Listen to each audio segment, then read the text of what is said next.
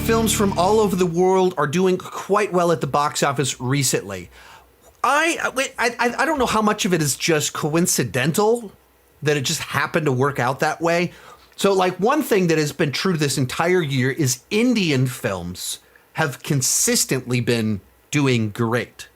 I'm newer to tracking that world. RRR really got a lot of people paying attention. Like my wife and I are going to go see, we're seeing an Indian film every month because we liked RRR last year. And so it's something fun and exciting for us. Total transparency, when I go to these Bollywood movies and Tamil films and Telugu films, the theaters are packed and there's two white people in the room. It's my wife and I. So it's not like this is spread to the mainstream audiences. This is Central Texas, and it's very much an Indian audience there, which is it's an interesting experience to be a part of that in its own way of,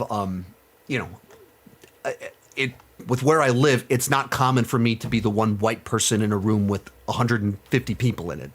So it's an interesting experience, and because people are confused as to why I'm there. That's been growing all year with multiple movies breaking records for biggest opening weekend. So I think that's just almost kind of a separate thing. I think Bollywood it's growing, and they're distributing to more theaters. The people are showing up, and the more people show up, the more it becomes an event, and it kind of keeps growing and growing and growing. And like at my local theaters, it's been going on for about 5 years that it's been more and more. But like at the theater that I usually go to, I think like 25% of their theaters are almost always showing Indian films. Always. Sometimes more than that when there's these big releases. And so opening night, it'll be like 50%. And so you just see kind of this growing trend in certain places. That's one piece to it, that I think Indian cinema is getting bigger, more popular, more people are showing up, better distribution, and they just keep riding those waves of momentum that Pathan, Jawan, Leo, now Animal, they're just doing great and getting bigger and bigger and bigger and more exciting. That's one piece to it. The Japanese one is, I'm just kind of curious about that. Like, I don't know if it was coincidental.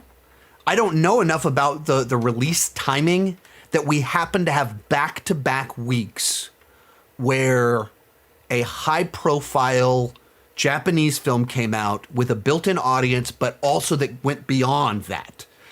That way more people than normal showed up for Godzilla -1. I've never thought about going to a Japanese Godzilla movie before Godzilla -1.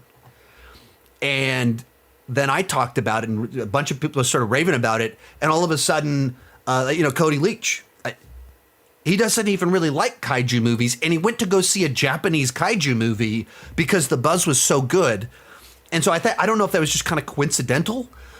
I don't know how much of it was intended, that there was like there's this little window, there's a dead spot, this dead spot between Thanksgiving and Christmas.